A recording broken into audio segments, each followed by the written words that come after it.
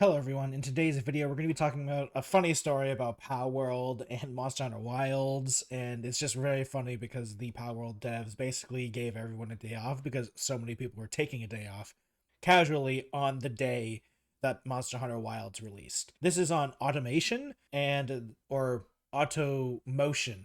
Motion? I'm sorry, I don't know how to pronounce it. This is written by Amber V. Thank you for the article. It'll be linked down in the description if you want to check it out for yourself. The title goes, Palworld developer pocketpair gives employees special holiday that just so happens to coincide with Monster Hunter Wild's release. Palworld developers pocketpair has announced that tomorrow, February 28th, will be a special non-working day at its offices. Just before we get deeper into the article, I'd like to remind everyone to please subscribe to the channel. I really appreciate it when everyone does like the video. Comment down below what you guys think about this and how it's very funny in my opinion. We are trying to hit 1,000 subscribers, and once we do, I'll be doing a Q&A video, so please subscribe. pocketpair has announced that tomorrow, February 28th, will be a special non-working day at its offices. According to the announcement, the company has been receiving a series of mysterious notices from its employees who claim that they will probably be feeling unwell tomorrow, and thus unable to clock in. This is the official tweet, but I got it right here.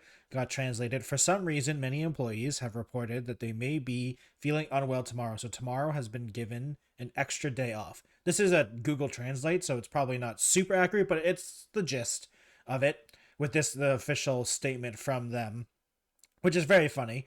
In response, Palworld's developers has decided to make February 28th a holiday for the majority of its employees. pocketpair also emphasized that work on Palworld and Craftopia will not be affected by this, and the update rollout will remain on schedule.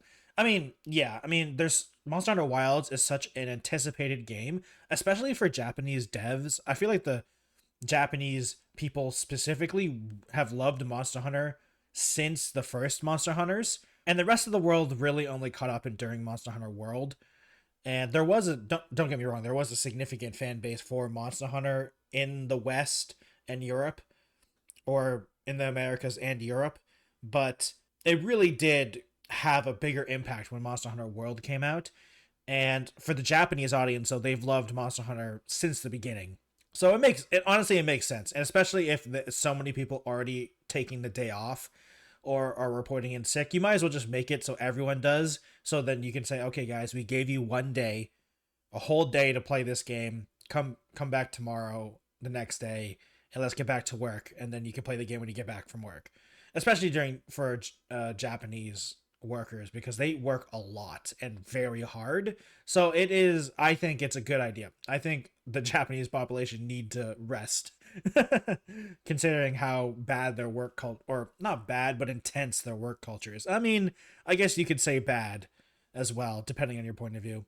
With Palworld's a major Faybreak update behind them and an ambitious roadmap plan for the rest of 2025, it's safe to say pocketpair's holiday is well deserved. It's true. Although in this case, it seems they're more likely to go hunting than get some rest. It's true. Increasingly, pocketpair did something similar back in 2022 when it gave employees a day off to play Elden Ring. Oh, okay, that makes sense. I mean, I feel like if your schedule is so tight that one day is going to break everything, I feel like that's a failure of management and time management, honestly. So I'm glad that they feel comfortable enough to give people days off to just play the games, especially when you're a game developer in the gaming industry. Like, having developers play other games will probably, I would say, would make them a better developer, because you could see what it's weird to say this, but you can see what the competition is doing. And with that, you can also take stuff from those games and put them in your game. I mean, Palworld is actually an amazing case for this, because Palworld is an amalgamation of so many things.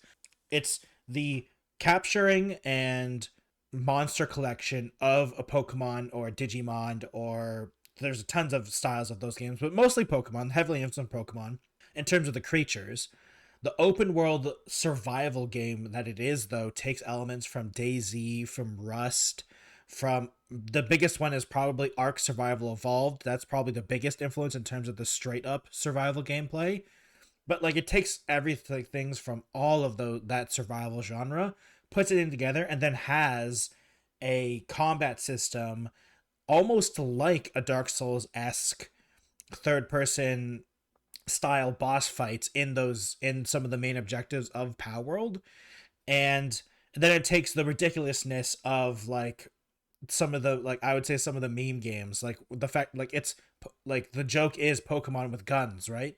So it's, I would say Pocket Pair is actually a prime example of the whole developers should be playing more games so they can see what everyone else is doing, so they can take influence from that. Because sometimes in development, you kind of get into your own bubble and you might lose a little bit of the outside influence.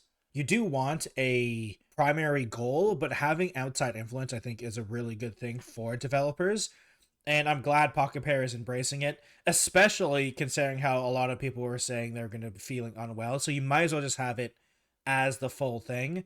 So I'm very happy that they did this. It's very funny too. It's an amusing, funny, but also overall I think a good thing, because like I said earlier, I feel like Palworld and Pocket Pair are like two, like it's a game that is the prime example, I would say, of combining different ideas from different types of games and then making a really good game out of that while while having your own spin on it. Because like the Pokemon style creatures and the Ark survival, I've never played Ark, but I've been told very much that it's very much like Ark in terms of the survival gameplay. And when I watched gameplay of Ark, it really is, and it's just like the perfect combination of those systems. Of course, there's a little jank, but I feel like that it is the best of two worlds, and I hope, honestly, I'd be totally down in Power World to have crazy big Monster Hunter style fights with their own spin on it. That'd be really cool. I mean, that's what basically the tower boss fights are, basically. Just a little on the like they're definitely on the lower scale of huge, at least from the ones that I've played, but it definitely can be up there. I'd be totally down. I'd be 100% down. And I'm glad that the developers are on a break, because they've been really grinding out the Power World's development, and with the whole like Nintendo lawsuit as well. I'm sure that's a big stressor on their. I mean, hopefully they're not stressing, because it's not really up to them, unfortunately. What happens with that, it's more of a lawyers and legal team and stuff like that. But hopefully they aren't stressing too much, and hopefully they're going to enjoy their day off playing Monster Hunter Wilds all day. Thank you everyone for watching today's video. I'll be playing Monster Hunter Wilds most likely too on my Twitch channel, so you please go over and check it out over on twitch.tv/thetechnojelly. I really appreciate if you come check me out. If you'd like to follow me on other social medias, I have a Twitter, Instagram, TikTok, Threads, and Blue Sky if you'd like to check me out on those social media platforms. Thank you everyone for watching, and I'll see you in another video or stream. Goodbye everyone.